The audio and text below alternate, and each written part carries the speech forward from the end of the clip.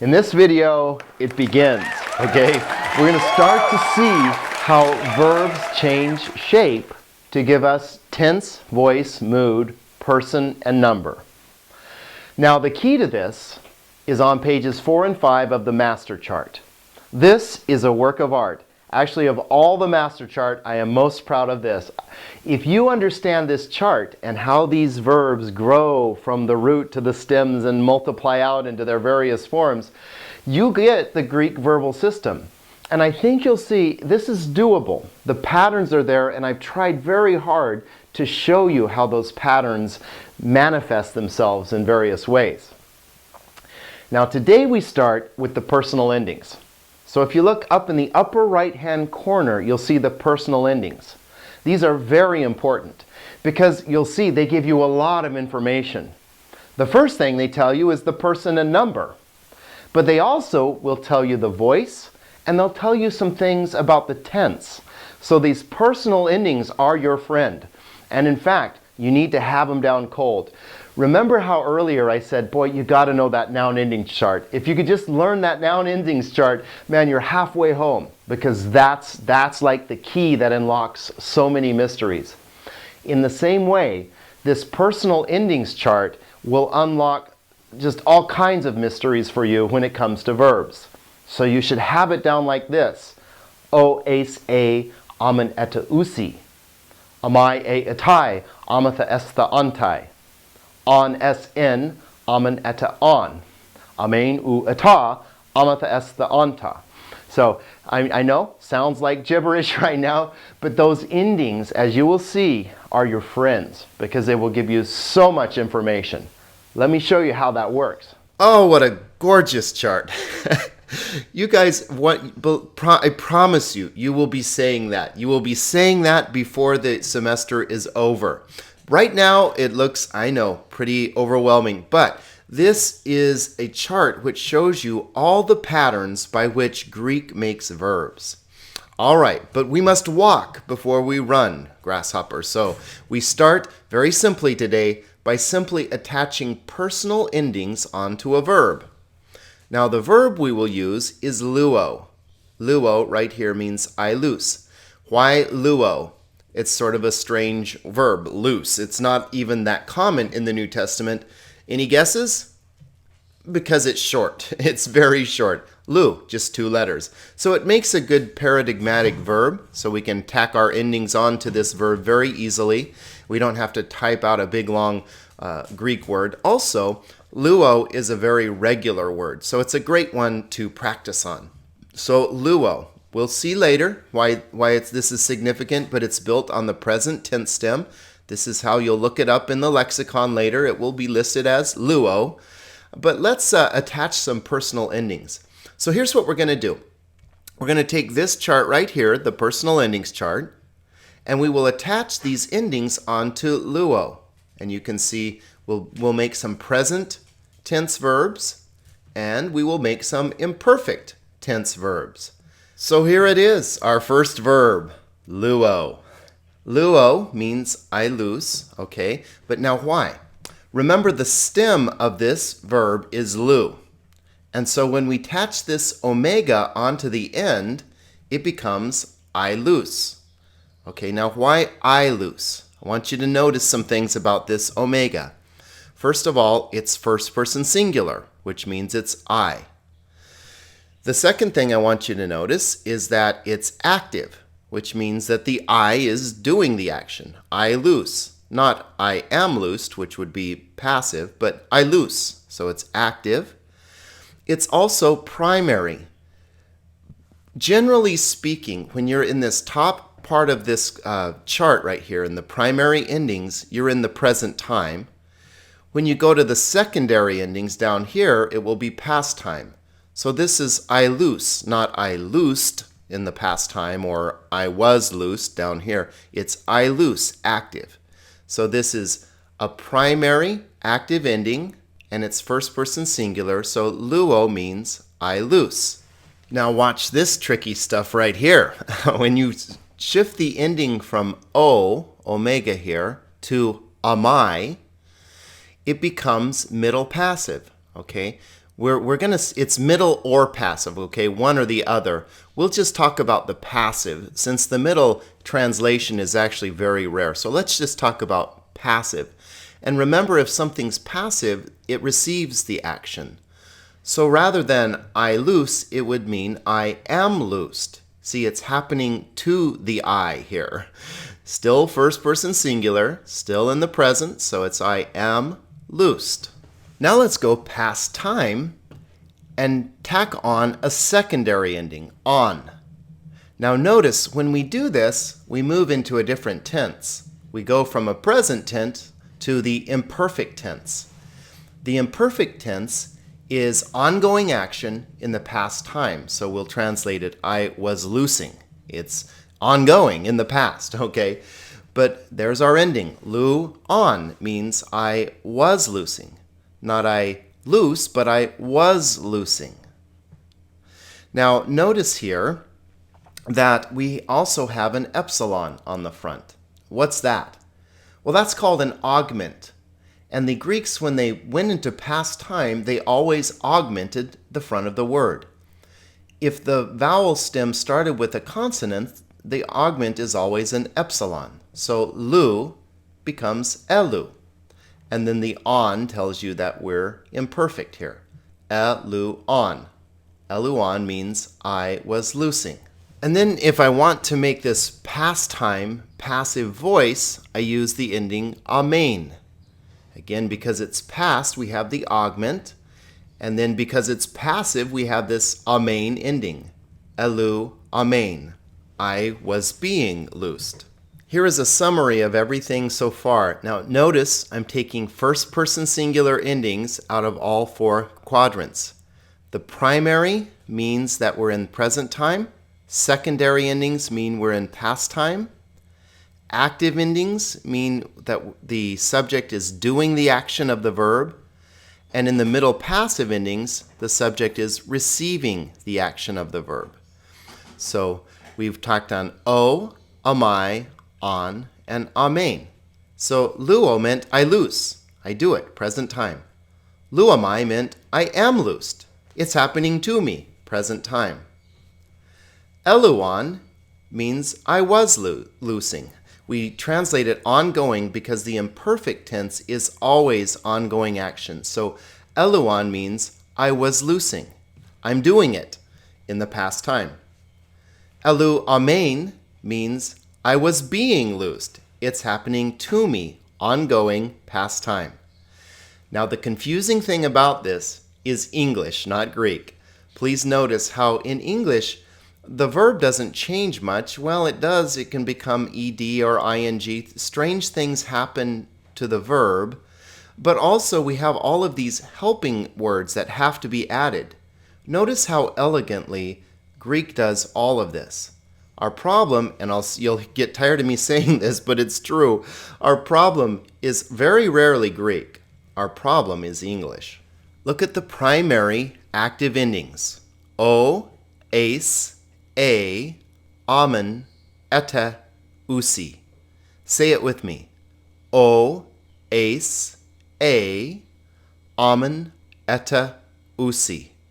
You can almost make a little cheer out of it here. O, ace, a, amen, ete, usi. Need to really have that down. But not just have it down, but understand what it means. Now look what happens here. If I say luo, it means I loose.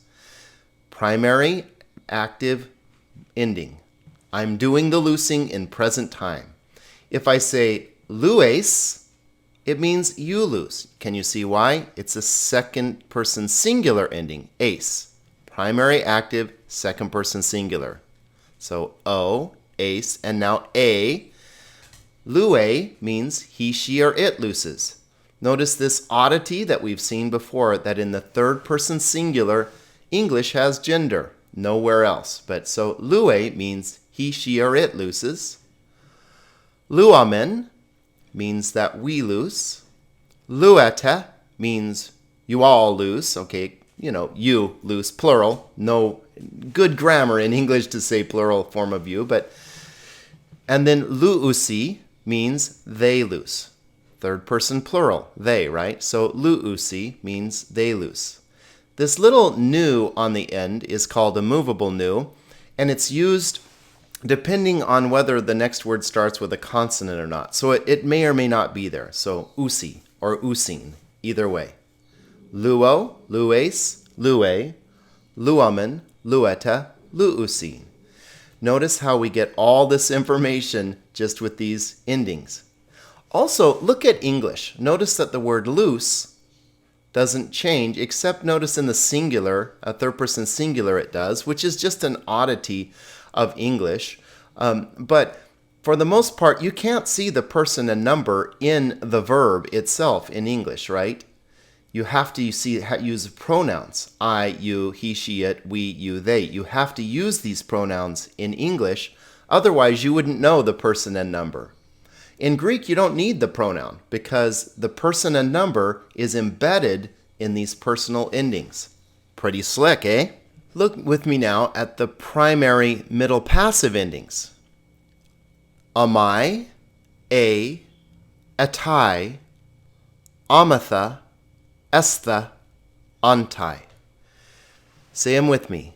Amai, a, atai, amatha, estha, antai.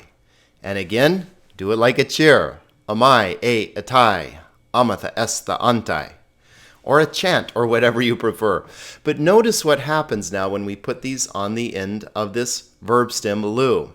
Lu amai means I am loosed, right? It's happening to me in the present time. So it's passive, but it's also present time. Lu amai. Lu a, now it's happening to you. You are loosed. Lu a. Lu atai means he, she, or it is loosed. Lu amatha means we are loosed, because it's first person plural, right? Lu estha means you all are loosed, you plural. And lu antai means they are loosed. Lu amai, lue, luetai, lu amatha, lu estha, lu antai. The secondary active endings are on, s, n, amen, eta, on. Say them with me now. On, s, n, amen, eta, on. Now, again, we have the movable nu here, but notice then when we tack them on to the verb, we have eluon, I was loosing. I'm doing it. In the past, it's ongoing action since we're imperfect tense here. I was loosing. Elues means you were doing it. We tack the s ending. Notice the similarities. Ace becomes s, so get used to that sigma meaning like second person singular. So now you are the subject. Elus. If I said eluin, it would mean he, she, or it is loosing. If I said eluamen, it would mean we were loosing. Notice that these are the same, amen and eta. So how will you know? Well, that's where we need this augment, don't we? So, eluamen, elueta means y'all were loosing, and eluon means they were loosing. And notice all we're doing here is changing the person and number by changing these sets of endings right here. And in our lower right-hand quadrant, we have amen, u, eta, amatha, estha, anta. Now, when we use these endings, it means we're in the past time, secondary endings, and that we're in the passive voice. Amen, u, eta, amatha, estha, anta. So let's tack them on to the verbs here. Notice we augment because we're in past time. So elu amen means I was being loosed. Past time, it's happening to me. I was being loosed. Elu makes it second person singular, so now it's you who are being loosed. Elueta, he, she, or it was being loosed. Elu amatha, we were being loosed. Eluestha, you all were being loosed.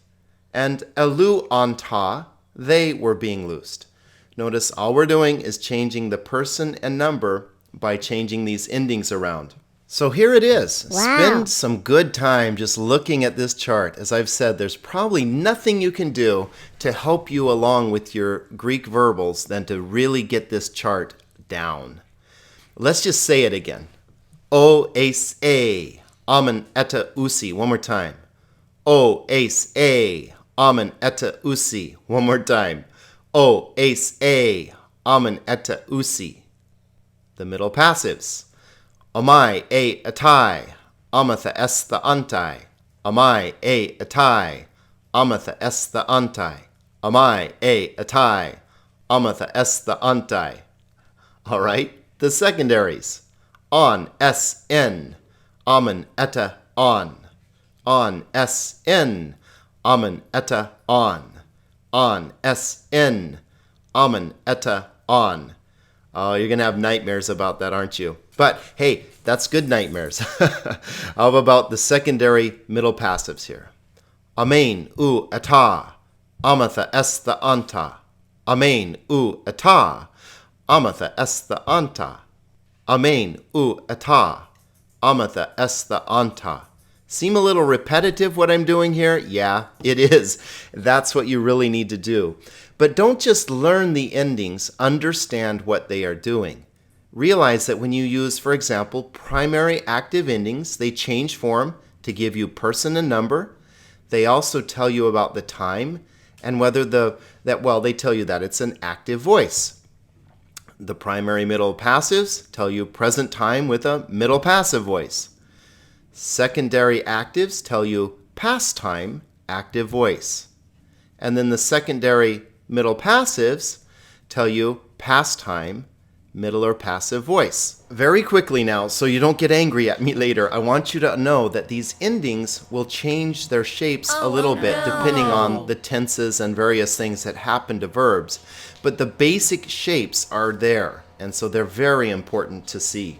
Let's look at a few sentences now, and we'll start with the primary active endings. O, ace, a, amen, eta, usi. All right, well, let's tack those onto the verb lego. Lego means I speak or say. So, tein aletheon. Do you remember that word? Aletheia is truth. Aletheon, what case does that look like to you? That's accusative singular feminine, right? The truth, receiving the action of the verb. So how would we translate this sentence? Lego tein aletheon. I speak the truth. Or, I am speaking the truth. Remember that the present tense can be either undefined, I speak the truth, or it can be continuous, I am speaking the truth. Okay, what about this next one, where we just change this ending, legamen tein aletheon. Legamen is first person plural, so we'll change our subject here from I to we. We speak the truth, or we are speaking the truth. And just to round it out here, what ending is this? Eta. You, plural, y'all, you speak the truth, or y'all are speaking the truth. All right, well, let's attach some middle passive endings onto some verbs here. Let's remind ourselves of the middle passive endings. Amai, a, etai, amatha, estha, antai. All right, so what if I said legamai tein aletheon? That would be I would be the subject. I spoke the truth. That doesn't make sense in English. We have to change the word to like I was told the truth. And that's an example of how in translation, sometimes you have to be a little flexible. You have to sort of step back and say, what do they mean? And put it into English. So I was told the truth. What would this one be? Lege tein aletheon. Second person singular, so the subject is you were told the truth. Or how about here? Legantai. Antai is third person plural, so they were told the truth. Let's look at our secondary active endings here. Now, let's first just refamiliarize ourselves here. On, s, n, amen, etta, on. Those are our secondary active endings. Secondary means we're in past time. Active means it's active voice. The subject of the verb is doing the action. Now notice we get this second clue that we're going into past time, which is the what? Do you remember? The augment, which we tack onto the front of the word, front of the verb. It tells us that we're in past time. So, if I said elegon tein aletheon, any guesses how that would be translated? Well, look over here at our endings. We have on in the first person singular and in the third person plural. So context will have to tell you whether it's the subject is I or they. This could either be I was telling the truth or they were telling the truth. Either one. Now notice, because this is imperfect tense, it can only be continuous action. I was telling, not I told the truth, because that would just be undefined. I was telling the truth. It's an ongoing action in past time. Remember, Greek emphasizes aspect, kind of action, not just when it happened, but what kind of action was it? I was telling the truth. They were telling the truth. Or if we shift the person and number here to n, that should be fairly straightforward. The subject becomes in what? He, she, or it was telling the truth. And if I make it etta, then we would say, y'all were telling the truth. One last bit of fun here. Yay! And I've had a bunch of people tell me I have a strange idea of fun. But hey, I do think this is fun. Okay, our secondary middle passive endings.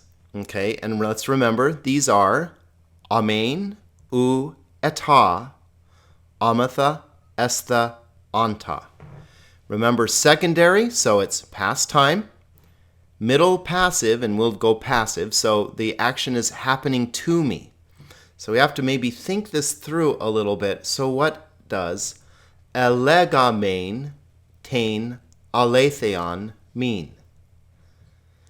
The subject is I, so I was being told the truth.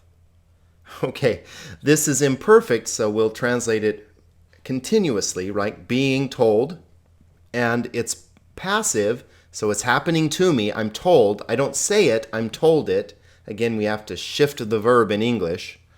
But also, it's past time, so I was being told the truth. The problem is English, okay, not Greek. Elegamein tein aletheon. I was being told the truth. What would this one be then? Elegu tein aletheon. U. Well, there's our ending. That's second person singular, so it would mean you were being told the truth. And if we shift that ending to anta, we go to third person plural, so the subject would be they were being told the truth. All right, now I think you can see how the verb here, lego, gets kind of lost in the things that come before and the things that come after. And if you don't recognize the endings and the augments, then sometimes it's hard to see the verb itself. So that's part of why it's so important to be able to recognize these endings. Do you see what a masterpiece these personal endings are? How with just these little verbal utterances at the end of words, we get so much information.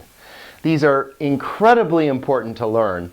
Now, I want a little truth in advertising here. I want you to be aware that these endings will change a little bit. The shapes will look slightly different depending on the tenses and other things that happen with the word.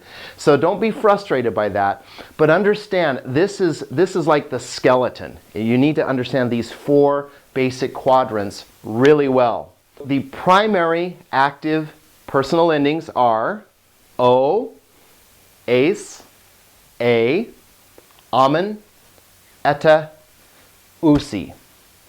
Okay. The primary middle passive endings are amai, a, atai, amatha, estha, antai. Are you saying those out loud? Are people looking? Are they wondering if you've lost your mind? It's okay. It's okay. Stick with me. Okay. The secondary active endings, repeat after me if you would. On, s, n, amen, eta, on. And then the secondary middle passive endings, amen, u, eta, amatha, estha, anta. Gibberish? No, not gibberish. Valuable clues, gold, things that you'll want to learn, commit to memory, and begin to see all over the place.